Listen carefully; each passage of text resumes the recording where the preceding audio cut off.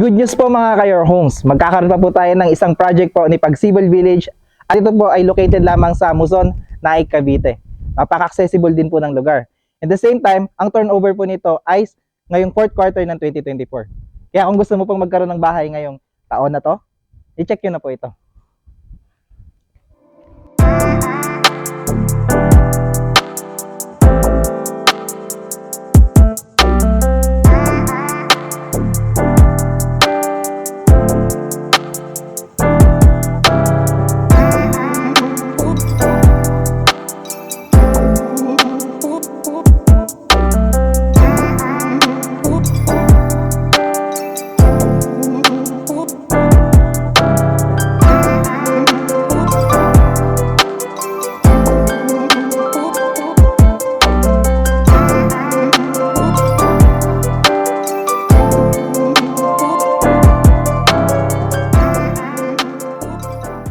Good day po future homeowners. Nandito po tayo ngayon at i-feature po natin ang itatayo po nating mga unit sa Muson, Naik, Cavite. Kaya kung kayo po ay naubusan ng unit po dito sa Pagsibol, Timala, Naik, Cavite, ayan, napaka good news po kasi magkakaroon pa rin po tayo ng bagong project po nila. Kaya kung kayo po ay naghahanap din ng project na malilipatan nyo rin po ngayong taon, sa fourth quarter po ng 2024, malilipatan na po natin yan. So ito pong mga nasa likod ko ang itatayo po na nating mga unit doon. Duplex pa din po ito. Pero bago po natin ito i-house tour, first, please make sure to subscribe sa aming YouTube channel and i-click nyo na rin po yung notification bell para whenever po na mag-upload po kami ng mga bagong Your Homes house tour, maging updated po kayo. Kami rin po ay nasa Facebook, so please click like and follow para maging updated kayo sa aming mga postings. Again, ako po si Carlo Felices together with my team sa likod po ng camera, and welcome po kayo to another Your Homes house tour.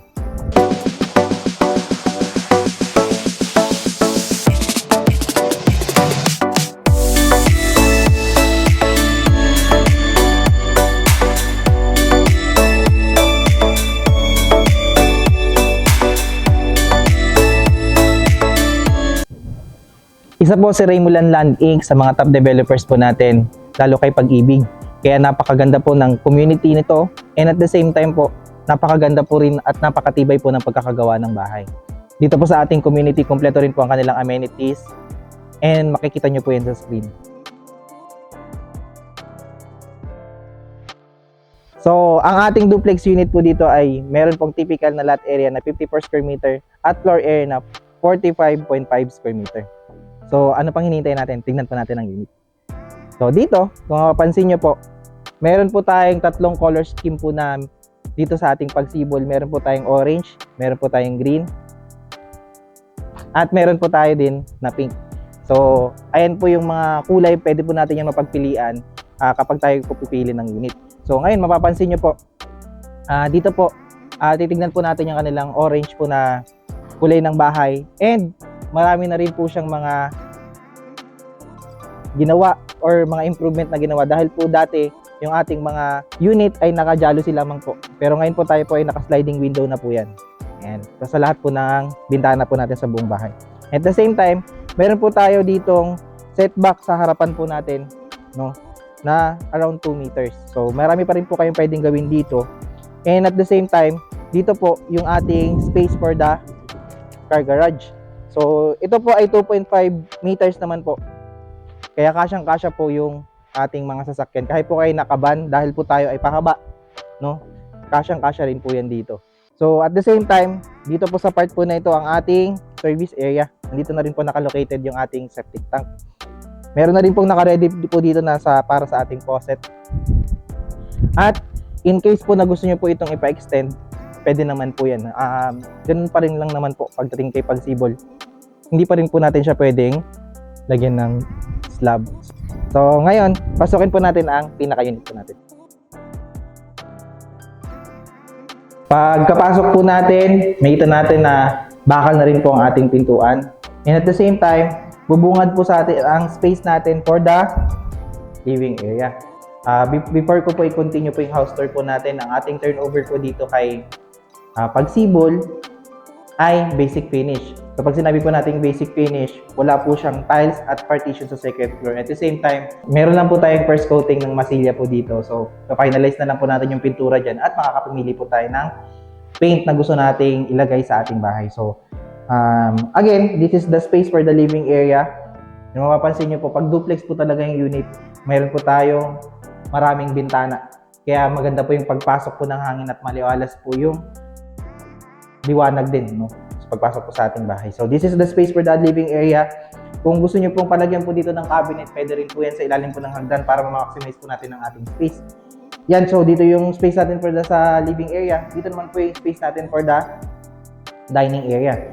Laki-laki pa rin po. So, in case po, pwede kayo maglagay pa rin po dito ng 6-seater po na dining table or 4-seater po na dining table. Pwede naman po yan. So, dito po yan located. And then, dito naman po yung ating kitchen area. So, dito po sa ating kitchen area, meron na rin po tayong kitchen countertop. Nakatalis na rin po yan at may cabinet po tayo.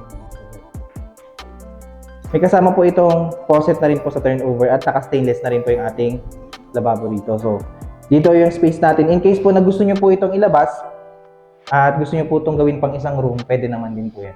So, dito po sa tabi po ng ating kitchen area, yung ating toilet and bath. Sa ating toilet and bath, nakatalis na po yan yung ating mga wall dito po sa ating toilet and bath. And at the same time, meron na rin po tayong toilet and lavatory. May shower din po ito sa turnover. And kung mapapansin nyo po, yun po, first coating din po yung ating mga walls at may ventilation po tayo dito. Okay, sa side po na to. Naka-owning po na bintana yan. And naka-PVC plastic door din po tayo. Dito po sa tabi po ng ating toilet and bath, dito po located ang ating circuit breaker. Modern na rin po yan. Kaya maganda po yung, kaya meron na po tayong patayan ng kuryente sa bawat part po ng ating bahay. And nandito rin po yung access po natin para sa ating service area. Yan, kung mapapansin po natin. Yan po yung pinakita ko po kanina.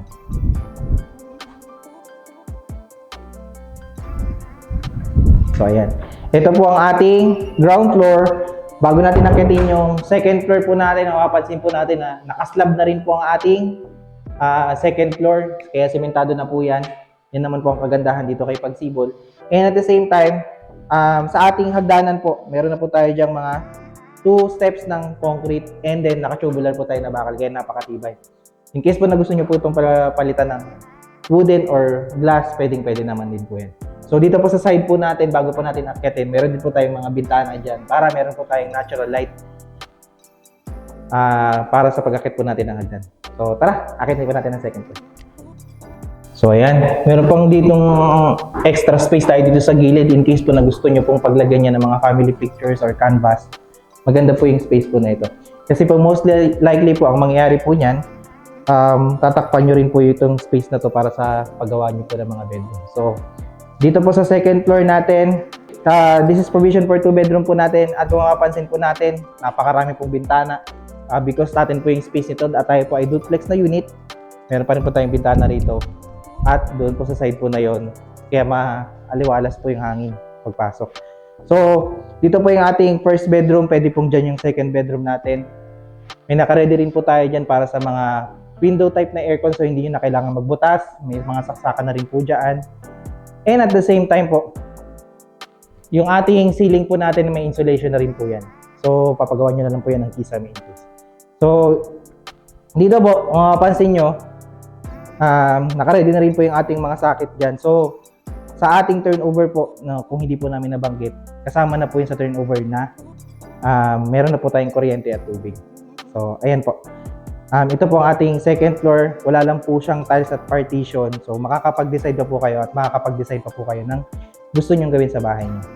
Ngayon po, nakita niyo po ang ating unit. Pag-usapan naman po natin ang presyo. Magkano nga ba ang presyo ng ating mga Pagsibol duplex unit sa ating typical unit po na merong lot area na 54 square meter at floor area na 44.5 square meter? Nag-start po ang ating price sa 1,560,000. At the same time, wala pa rin po tayong down payment dito. So, ang ating reservation fee or yung ating processing fee po ay 10,000 pa rin po. Kasama na po doon yung pag-process po natin kay Pag-ibig. And at the same time, yung paggabit po ng ilaw at tubig po natin. So, ganun pa rin po ang ating mga presyo, no? Kahit na po tayo ay duplex unit. So, napaka-affordable po talaga ng unit na to. At the same time, kung hindi po kayo pasok po sa ating required income, pwede naman po ang co-borrower dito as long as first degree po yan. So pag sinabi nating first degree, kapatid, asawa, or magulang. In case po na meron kayong mga katanungan po dyan, pwede nyo po kaming i-message sa number po na makikita nyo sa screen or sa aming page. Kaya kung kayo po ay naghahanap ng affordable na duplex unit at in case po na naubusan na kayo ng unit dito po sa Pagsibol, Timalanay, Cavite, check nyo na po ito. Kung di pa po kayo nakasubscribe sa aming YouTube channel, please like, share, and subscribe na rin po para maging updated po kayo sa mga bago naming i-feature na bahay na kagaya po nito. Again, maraming pong salamat sa panonood at magandang araw.